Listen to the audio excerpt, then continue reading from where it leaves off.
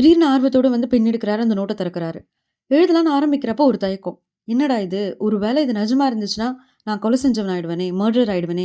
என்ன பண்றது? அப்படின்னு யோசிக்கிற நேரம், அவரோட ரூம்ல இருக்க டிவில லைவ் நியூஸ் ஒண்ணு போயிட்டுருக்கு. அதுல கிரிமினல் ஒருத்தன் குழந்தைங்கள கடத்தி மிரட்டிட்டு இருக்கான். அவனோட பேர கேட்ட லைட்டு, உடனே அவன பார்த்துட்டு எழுதிடுறாரு. பார்த்துட்டே இருக்காரு. ஏதாச்சும் நடக்குதா? இந்த நோட்டு நிஜமா? இல்லையா? அப்படின்னு பார்த்துட்டே இருக்காரு. சரி இது வேலைக்கு ஆகுற மாதிரி தெரியல அப்படின்னு சொல்லி டிவி ஆஃப் பண்ண போறாரு. அந்த சமயம்னு பார்த்து ஒரு சர்ச்சை. அந்த கிரிமினல் கொலாப்ஸ் ஆகி விழுந்துடுறான். என்னடான்னு பார்த்தா ஹார்ட் அட்டாக்ன்னு சொல்றாங்க. இத பார்த்த லைட்டுக்கு செம்ம ஷாக்கு. ரொம்ப அதிர்ச்சி ஆயிட்டாரு. அப்ப இதெல்லாம் என்னால தான் ஆச்சா? இல்ல இது வெறும் கோஇன்சிடென்ஸ் தானா? அப்படின்னு ஒரே குழப்பத்தோட இருக்காரு. அடுத்த நாள் ஸ்கூலுக்கு போறாரு. அங்க ஒரு பையன் இன்னொரு பையன்கிட்ட வம்பு இழுத்து பயம்படுத்தி பணம் பறிச்சுட்டு இருக்கான். அப்போ லைட்டு அவனோட பேர எழுதிரலாமா? இவன்லாம் வாழ்ந்து என்ன பண்ண போறான்? அப்படின்னு கோவப்படுறாரு. நைட்டு டிபார்ட்மெண்ட் ஸ்டோருக்கு போயிட்டு இருக்காரு.